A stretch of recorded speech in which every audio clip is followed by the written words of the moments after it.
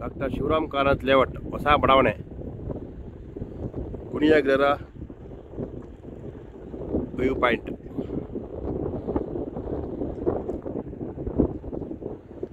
Eighty feet road ಇದು.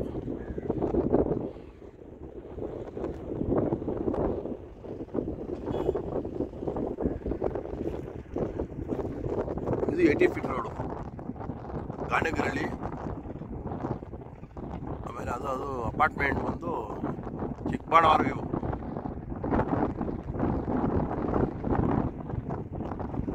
ಚಿಕ್ಕಬಾಣವರ view point ಅದು. ಇಲ್ಲಿಂದ ಕೇವಲ 3 ಕಿಲೋಮೀಟರ್ ಚಿಕ್ಕಬಾಣವರ, 3 ಕಿಲೋಮೀಟರ್ ಚಿಕ್ಕಬಾಣವರ.